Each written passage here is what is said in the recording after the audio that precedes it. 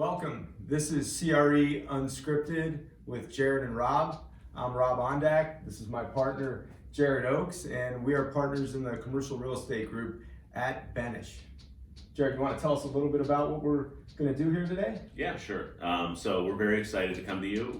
Rob and I have been practicing together for many years. We have been contemplating what to do. Every week we get together sort of on Fridays to talk about what we're seeing in the industry, both from a legal perspective and a business perspective. And we've always sort of had this idea to share with the industry our insights and sort of in real short tidbits that really kind of get in, give you sort of key nuggets of information, get out. And so this is our first attempt at that, so bear with us, but we think it'll be fun. We plan to do this on a regular basis, and this is sort of the kickoff episode. So we wanted to start off by, this is a very timely episode. We're right in the thick of the COVID-19 crisis. There's a lot going on. There's a lot of impacts on the commercial real estate industry. And in particular, there's a big impact on the retail industry and affecting shopping center owners, affecting retailers. And so we wanted to just provide our insights as to what we're seeing currently, where we're at now. Just so, for purposes of posterity, we're just into April. And so we're starting to see, tenants miss April rents. So we're going to talk a little bit about how people are dealing with that. Yeah, so let's get into our first subject in that regard, Jared. All right, so we passed April 1st. A lot of my clients have been calling me and saying, well, what do we do? Because there's these government mandates that you can't pursue any action. There's certainly a lot of sentiment and concern for the small business owner, the restaurants, and then there's these national tenants that are really, exercising their clout and their authority by sending some pretty strong letters and communications that they can't or they won't pay their rent. So one issue that has come up that I've seen is, do you send a default notice letter or not? What's your take on whether or not? What do you do in this situation where you really don't have a lot of recourse? Yeah, I think it's a tricky situation. I think we've seen different groups take different approaches to it as to whether or not the landlord would send a default notice letter. I think all landlords are sensitive to the fact that COVID-19 is having a serious impact especially on the small businesses, but really on all retailers. And so, and I think likewise, the landlords are they want to get everything back on track, right? And so they're trying to figure out, how do we best do that? And so do we do that through voluntary amendments to the leases and deferrals of rent and things like that? But I do think it's a best practice not everybody's doing it, but I think it's a best practice to send a default notice letter if you don't receive your rent in April.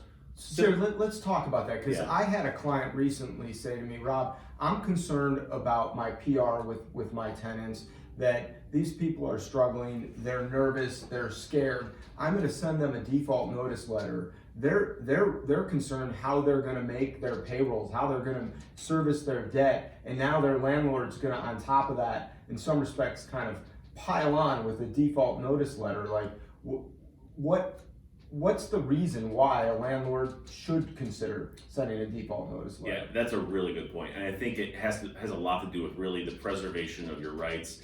And I think that communication is key in all of this, right? And I think that it's fine for the landlords to be communicating simultaneously, even when you're sending out those notice letters to preserve your rights, to communicate that you're still open to talking to them, you want to work with them, but you need to send this to preserve your rights. And I think that where it comes down from a legal perspective, the issue is, most leases have sort of anti-waiver language in it, so that would, in theory, protect the landlords from not enforcing their rights. And it's not even really the landlords intending to enforce in court their rights or evict at this time, but really what you want to do is think down the road. You want to avoid situations where you may have equitable arguments from the tenants that the landlords took a course of action by not enforcing it for a period of time, and in the worst case scenario, have that create an argument that you modified the lease in some way. So it's really about preserving and protecting against that type of situation. Yeah, I completely agree with you, Jared. The advice that I gave a client recently was we took a two-tiered approach with respect to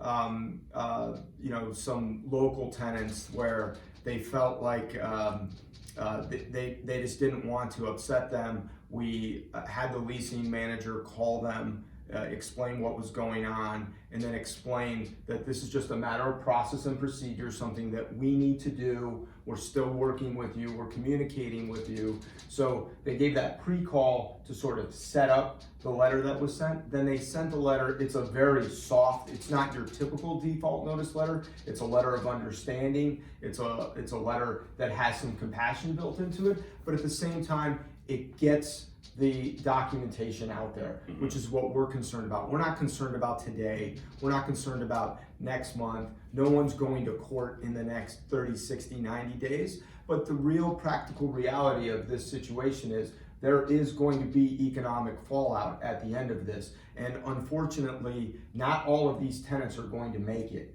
And what we want to do is we don't want to not take action now that then 9, 12, 18 months from now, when tenants are either restructuring or going out of business, that our clients lose out on some of the claim that they may have against those parties. That's exactly right. And I guess I would caution one thing in this, that is there are multiple approaches to this. Not, I don't think it's necessarily fatal if a landlord didn't or doesn't intend to send a default notice. The waiver provisions are there for a reason. They're in the agreement, or the non-waiver provisions. But we do think it is sort of a best practice to approach it from that perspective. Yeah. So now, we're now beyond April 1st. And I think up until April 1st, what we were seeing, we're doing a lot of research, analyzing force majeure, analyzing all these provisions that could potentially be used by tenants to argue that rent shouldn't be due. We generally see that contractually, the arguments more favor the landlords in that respect. But we're now beyond that in some respects. I think we're really now looking to, the amendments are starting to happen. We're starting to see deals being struck on the business side between our clients and the retailers. So Rob, can you give us some insight as to what you're seeing in that? I think what you have to do, Jared, is you have to divide this up into several different buckets of categories when dealing with the lease amendment requests that are coming in. So the first category, the most obvious category, is the small business owners and the restaurant operators who are in desperate need of relief immediately. Then we have the national tenants, which I think we want to put them in a separate category in terms of how we deal with these lease amendments. And then a third category, which I don't see all of our clients doing this, but I do see some, is an opportunity bucket. And I'll get into the details of what I mean by an opportunity bucket. So going to the first category, the small business owners and restaurants, what I'm generally seeing is a deferment of rent, as opposed to an abatement of rent or some sort of rent concession. We're just saying we're going to take a pause on rent. They have cash flow issues right now. We're not going to require those obligations under the lease to be paid, but we're going to defer the rent. This is being recommended by many of the governmental officials in the executive orders that are coming down, and as a matter of practical reality, the tenants need this support right now. The documentation of these provisions, I think, is really, really important, and you need to address the rent relief provision in your amendment, because otherwise you don't have any recourse as a property owner. You're not a beneficiary under the loan request. You have no really means of knowing whether or not if they receive the loan proceeds, if those loan proceeds in fact will be paid to you. So we're putting in all of our amendments a relief provision that basically says, tenant, you're going to apply for the relief funds, you're going to diligently pursue, you're going to update us, you're going to inform us of what's going on, and then when you get those proceeds, and there's proceeds that are earmarked for the landlords and property owners, you are going to pay us. And here's where some of the nuances shake out. I recently read an executive order for the governor of Arizona, and it was kind of interesting. He put a provision in there that says that the relief funds, in various buckets where they come from, that they can use the relief funds for past due rent obligations and current rent obligations, but no other rent obligations. Specifically talked about percentage rent and some other, some future obligations under the lease and things like this, as sort of a preventative to keep landlords from maybe using those funds for purposes that they weren't intended for.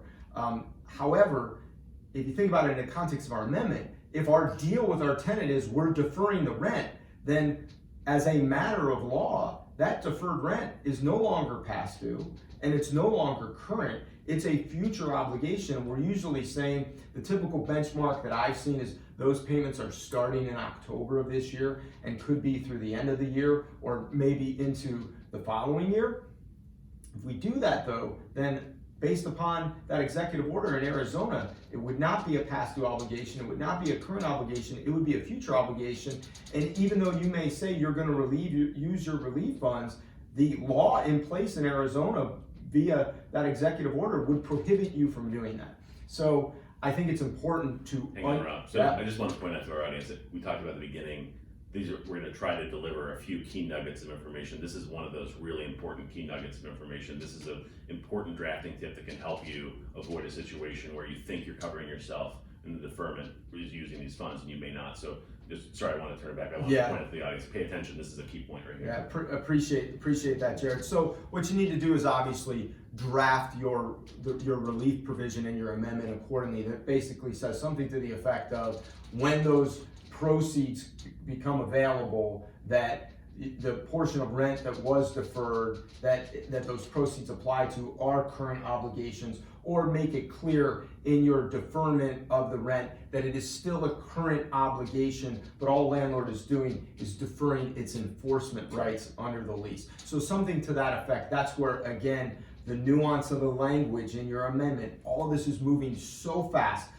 You're seeing it, Jared, every day something is changing here, right. And you just need to make sure that the language in your amendment is matching the laws that are being put in place and the ebbs and flows of what we're experiencing as we move through this, once in a lifetime situation. That's right. A couple other things I think are really important to include in any of these type of amendments. There's really three things that we're definitely including in all of them, no matter which category or bucket we would put them in. One is confidentiality. You don't want the tenants talking to each other about the different, relief that's been granted. So you want to have a confidentiality provision there to protect against that. Another one is a bankruptcy clawback. So to the extent you give some sort of rent relief, whether it's a reduction, whether it's a deferral, you want to be protected in the event, and it's going to happen. Some of these retailers are going to go bankrupt, and you don't want to be in a situation where you're harmed with respect to your bankruptcy claims as a landlord with respect to the rent that you were given some sort of deferral on. And then the third thing is a waiver of claims. So to the extent you can get that, and most of the time the landlords can with respect to at least the mom and pop tenants, a waiver of claims sort of bringing the landlord whole or clear as to what's going on currently with the lease. Those are sort of best practices we're seeing in really developing into our amendment templates. Let's turn it back over. Yeah, let's talk about the national tenants because several of them have been very aggressive in just making claims across their portfolio that they're not going to pay rent, even though they have the wherewithal on the balance sheet to pay rent. And how do you deal with that situation? So I would say the first approach has been a very definitive, strong response letter that you are in default. Get it out there, get the discussion going. And then what I've started to see since April 1st is many of my clients entering into very, very detailed dialogues with the national tenants. Most of the national tenants that where I see the deals being made are where the national tenant is just looking for a deferment of rent as opposed to some sort of abatement and a short-term deferment. I've seen deals be made now where they're deferring rent in April, May, or June, and then having that deferred rent be paid before the end of the year. So at the end of the day, we're kind of just shuffling the deck a little bit. The money that is allocated for 2020 in our clients' portfolios for these properties will be paid by the end of the year. We're just allowing for a little bit of short-term relief. And this is where we talked a little bit about opportunity. Here's where I see an opportunity. If you have done your diligence, you know your portfolio, this is where a strategic ask can be made. Whether it's a consent that you need for a particular prohibited use, a modification of an exclusive, an expansion of a prohibited build area where you might be able to do an out parcel at some point in the future. I'm seeing my clients make those requests and then be receptive. However, this is where the timing of this is critical. As the news of this the news out there is starting to get a little bit better. We're starting to see some rays of hope that we're going to get back up and open. So I think the next week or two are going to be critical. If you want to make a deal, I think the time to make the deal is now. And I'm forecasting that if you wait longer than that to make a deal, you get into May. I don't think that the environment will be as ripe to make the deals. I think right now there's so much on everyone's plate that all the parties want to get these issues resolved, and as a result of that, now is the opportunity to make a deal. So I think that's exactly right. I mean, I do think that at least the risk occurs that that opportunity goes away or it diminishes. So I think that you need to strike while the iron's hot there. You also need to take into account what it is you're giving and what it is you're asking for, and there needs to be some level of equality. I think that I think that landlords do appreciate. Landlords are more sympathetic to the small businesses who are really potentially going to go out of business. A lot of national retailers are healthy, but they're sucking wind. A lot of them are closed, and that's a lot of cash that's not coming in. And so I think that there is a level of appreciation among the entire retail industry that people need to work together to get through this. Yeah. And then real briefly, earlier on, I mentioned the third category, the third bucket, and that being the opportunity bucket. And I've seen on a limited basis some of our clients looking at their portfolio and seeing an under market lease.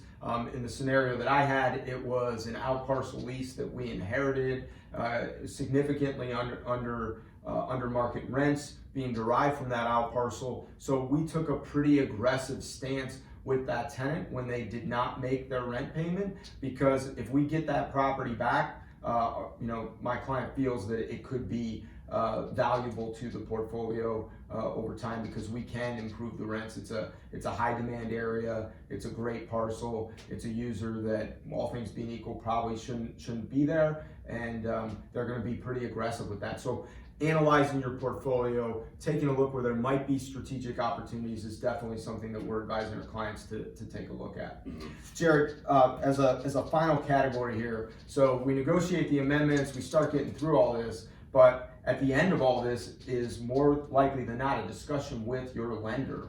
Can you talk a little bit about some of the discussions you've been involved with and what you're seeing? Absolutely. So I spend a lot of my time in the capital stack on behalf of our clients and working on the loan side of things.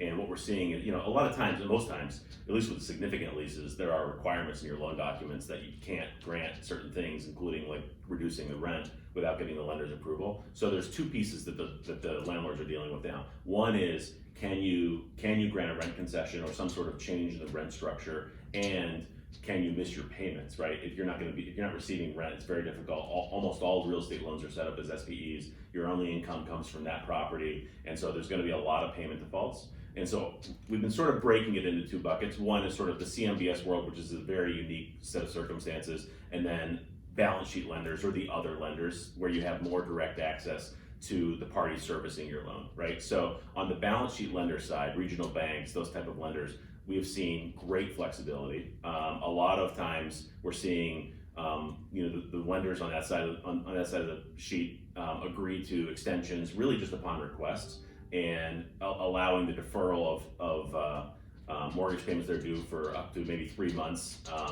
They're also being cooperative with respect to within reason, like granting consents to allow amendments to happen. On the other side of things, on the CMBS side, it's a little more difficult. As everybody knows, I mean, we saw this coming out of the 2008 recession. It's harder to get a hold of your servicer, right? And especially when lots of the loans are going to be in special servicing. What we're advising our clients is reach out early to your special servicer and have a game plan. Explain to them, even though the property may be in trouble in the short term because you're having rent interruption, you're still the right party to manage it. You have all the expertise to do that. You're in the best position to keep the asset in as good of condition as possible, and then make that request for the deferral. We are hearing anecdotally, this is kind of early, because a lot of times the lending game is maybe a step behind the leasing game in terms of where things are in the process, but we are hearing anecdotally that the special servicers are amenable to using reserve payments or reserve accounts to fund the loan payments during this time, as opposed to going into a more elaborate workout type of process. Robert, have you seen anything on that end? Yeah, so I think to a couple of points, I think being very detailed in your communications with the lender. So one item you talked about earlier was the expertise. Get very granular. Talk about how you know these local tenants personally. Get into the details of, you have 3 locations with X retailer. You know them well. They're part of your community. You're working with them. You're in direct communication with them, so that the servicer recognizes that you're in the best position to have these conversations. Same thing with the national tenants. Talk about how you have strong relationships with them. So if they brought in a unknown third party, they would not they would not have the same ability to get to a resolution here that you will. So you're the best party for purposes of the property. And then also, I think the preservation of the asset too, making sure you're being very clear that the asset, the property itself is being preserved. Talk about in detail what you are doing to make sure during this interruption of business that you're making sure that the asset is being preserved. And then on the ask side, you talked about the reserves. I have seen a waiver request be granted. We were very specific that we asked for CapEx and leasing reserve funds to be released for the very specific purpose of paying the debt obligations under the loan. And then we had a very specific game plan of how we would fund those reserve funds that we had used over a specific period of time. So it was very well thought out, very detailed, and the servicer did grant that request. And that's a key point that Rob mentioned. You mentioned asking for the funds to be used out of the CapEx or the leasing account reserve, as opposed to taxes and insurance, which are holy grail, unable to be touched for that purposes. Right. You're not going to touch that. Yeah. All right. Well, thank you very much for joining us here on episode number 1 of CRE Unscripted with Jared and Rob. On behalf of Jared, I hope you all have a safe and wonderful weekend, and we look forward to talking to you again on our next episode. Be well.